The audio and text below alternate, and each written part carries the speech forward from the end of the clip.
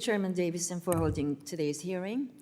Director Gacke, good to see you again. I want to thank you again for joining me at the Nixon Library early this year when you and your team came out for a discussion on residential real estate transfer rule and the damaging impacts it would have on small businesses.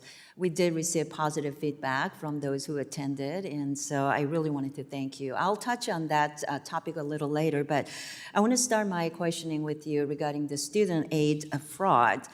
And I know you've been leading the investigation at the Treasury Department on that topic. So let me share some statistics that we know. In 2024, 1 in every 3 California community college applications was fake. As a result of that, $10 million in federal taxpayer dollars and $3 million in state taxpayer funds were stolen. And between January and March of 2025, nearly $5.6 million in federal student aid and nearly $1 million in state student aid were stolen as well.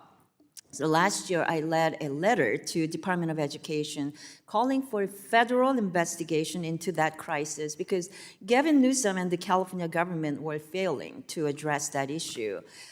So Director Gacke, can you talk to us about what you can share regarding the status of your investigation into that student aid fraud?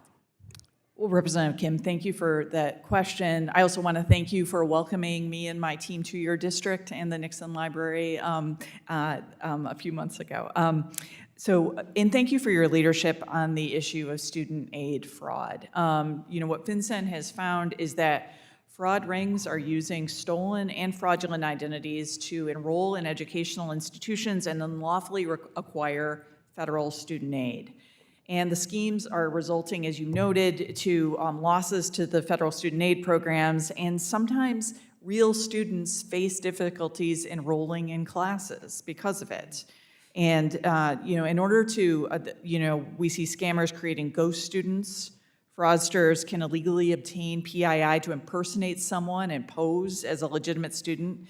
And often victims whose identities are leveraged are unaware that these scammers are doing this. This is something we are actively involved in and working with international financial intelligence units as well, who are trying to root out the fraud at their source. I commend you for that diligent work on that matter because every dollar that goes to one of these scammers is a dollar that could have gone to real student in need of that aid to receive education. And it's especially important for the counties that I represent in the 40th district, that's Orange, San Bernardino, and Riverside counties. So let me shift the gears now to residential real estate reporting rule. Even though the rule was only in place for 3 weeks, my constituents reported, and you heard, significant struggles in collecting data and complying with the rulemaking. So since we hosted you at the Nixon Library, what further efforts have you made to connect with the stakeholders, and what kind of feedback did you receive on the rulemaking and educate them on the implementation process? Representative Kim, thank you. And we, as noted in the roundtable that you convened, we received a lot of good feedback on ways to improve the regime and to improve the ways in which we messaged and gave guidance on the reporting regime.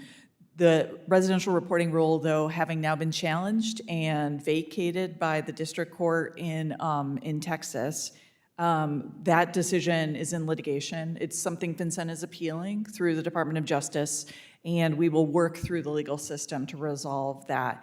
In the meantime, however, I remain open to all suggestions to improve the regime, though it remains not being enforced and under challenge. Can you talk about of the many reports that were filed, how many of them have actually contributed to an investigation or resulted in a prosecution? Thank you for that question, Representative Kim. It's something I'd like to get back to you on. I don't have the answer off the top of my head. Thank you.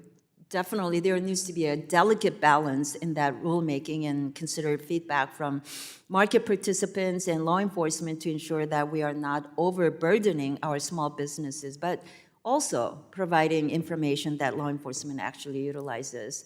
So appreciate the work that you do and look forward to continuing to work with you and your team. Thank you. I yield back. Thank you, Ms. Kim.